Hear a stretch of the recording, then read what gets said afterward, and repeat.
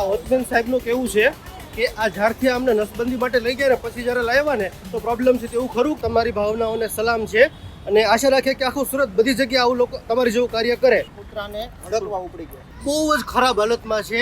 એસએમસીના અધિકારી જેમને લેવા માટે આવ્યા છે, પણ સૌથી મહત્વની વાત છે કે અવડી મોટી ચોપાટીમાં આ બેને કોલ કરી અને આ રેસ્ક્યુ ટીમને બોલાવી. બેન, શું નામ છે તમારું? વસંતબેન વાઘાણી.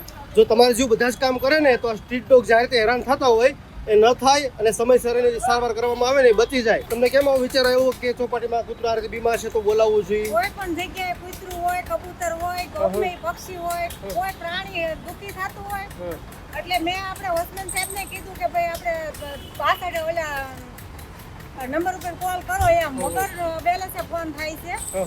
તો મેં કીધું ફોન કરો, આ બીમાર છે એમ કે તમે કરજો એમ. પછી મેં ફોન કર્યો.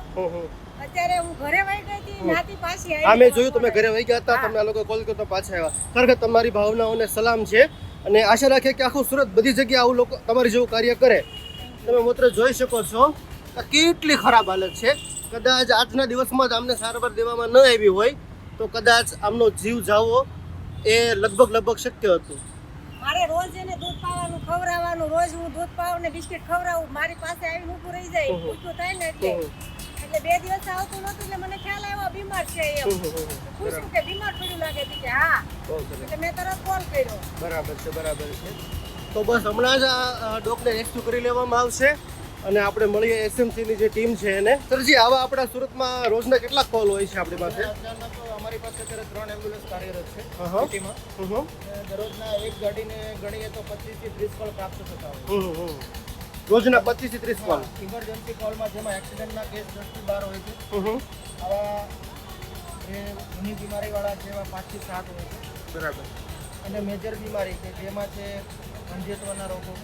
बंदी के लिए ले गए थे, उसकी से तबीयत खराब हुई है।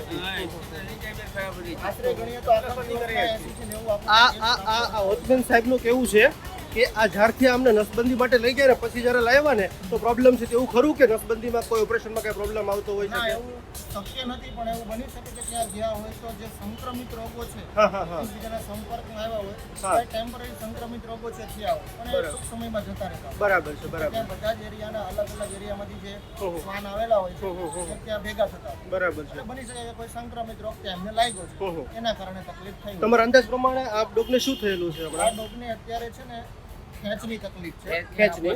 ખેંચ ચાલુ થઈ ગઈ છે, મોઢામાંથી લાળ પડે છે. એટલે લોકો આના વિશે એવું વિચારતા હોય છે, તમને જણાવી શકું, આવી રીતે લાળ પડે ને લોકોના મનમાં એવો ભ્રમ ઉભો થાય છે કે આ કૂતરાને હડકવા ઉપડી ગયો.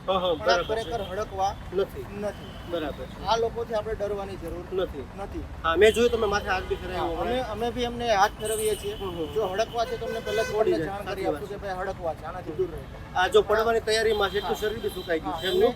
ખેંચ શરૂ થઈ ગઈ છે, આખું શરીર સુકાઈ ગયું છે. બરાબર છે. કેમ લાગે આપણાને બચાવી શકશું કે કેમ? બચાવી શકશું. પૂરી મહેનત કરવાની છે આની પાછળ. આપણે એને એક તકેદારી બી આપશું કે આટલી વસ્તુ ખવડાવવાની છે, આટલી વસ્તુ નથી ખવડાવવાની. બરાબર છે. આ એક સારામાં સારું કાર્ય કરી રહ્યા છે તો ખરેખર આપણે એમના વખાણ કરીને બિરદાવવા જોઈએ. સર, આપનું નામ શું? ડૉક્ટર કૃણાલ. ડૉક્ટર કૃણાલ.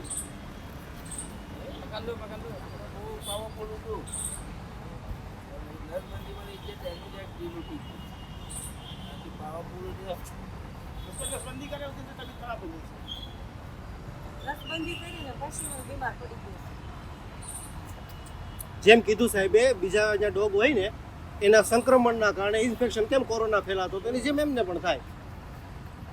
એના કારણે હોઈ શકે, ભાઈ નસબંધીના કારણે આવું થયું જરૂરી નથી. નહીં, નસબંધી તો આપણો ઘણા ટાઈમથી હા, હા. એસએમસીનો એક નિયમ રહ્યો છે. નસબંધી એક એવો રસ્તો છે કે જેના કારણે આ લોકોની જે સાચી વાત છે. વસ્તી વધે છે હા. અને કંટ્રોલ કરવાનો પ્રોગ્રામ. અને મેં નોટ પણ કર્યું છે કે જેને નસબંધી કરવામાં આવે છે એનું બોડી વધે છે અને વધારે હેલ્ધી થાય છે. હા, હેલ્ધી બી થાય છે અને પેલા જે શ્વાનો તમને ખ્યાલ હોય છે કે કડવા દોડે. હા. એ કડવાના પ્રશ્નો બી અત્યારે હાલ 80% ઓછા થઈ ગયા. બરાબર, 80% સાચી વાત છે. સુધી રાહત મળી ગઈ. સાચી વાત. એસએમસી આજે કાર્ય કરે છે એ બી બહુ સારું છે. તો આપણે આને રેસ્ક્યુ કરી લેશું હમણાં જ કે ટ્રીટમેન્ટ નથી કરતા, આપણે અહીંયા ટ્રીટમેન્ટ આપીને અત્યારે રિલીઝ કરી દઈએ છીએ. હા. નેક્સ્ટ ટાઈમ જરૂર પડશે તો એ લોકો ફરીથી આપણને પણ હાલત તમને વધારે ખરાબ લાગે છે મારા હિસાબે. ખરાબ છે પણ અમારો રેસ્ક્યુ પ્રોટોકોલ નથી, બરાબર છે. ફિલ્ડમાં જ રાખીશું. એસએમસી પાસે એવું કોઈ છે કોઈ બીજી શાખા કે જે રેસ્ક્યુ કરીને લઈ જાય? જે જીવદયા સંસ્થાઓ હોય છે એ લોકો રેસ્ક્યુ કરતા ત્યાં લઈ જવું પડે, આ બરાબર લોકો ન લઈ જાય. સાચી વાત છે. Okay no problem. આશા રાખું કે સમયસર આમની પેલી શું થઈ જાય ટ્રીટમેન્ટ, એટલે આપણે આને છે કે આગળ કોઈ તકલીફ જણાય તો હા. બોલો દ્વારા ફરીથી જાણ કરવામાં આવે. ઓકે ઓકે આપને પણ કહું છું કે જો કદાચ વધારે ટ્રીટમેન્ટની જરૂર પડે તો આપ જ કોલ કરી દેશો. અને મિત્રો ખાસ આપણા એસએમસીનો નંબર શું છે આ ડોગ માટે આવી રીતે ટ્રીટમેન્ટ આપના હોટેલ કહી દો. કોકની પાસે ઓકે, આવું ક્યાંય પણ ડોગ આપને દેખાય તો 1962 ઉપર આપ કોલ કરી શકો, જે ટોલ ફ્રી છે. આમ પણ હવે તો બધું ટોલ ફ્રી છે, કોઈ ચાર્જ તો લાગતો નથી. Thank you so much sir.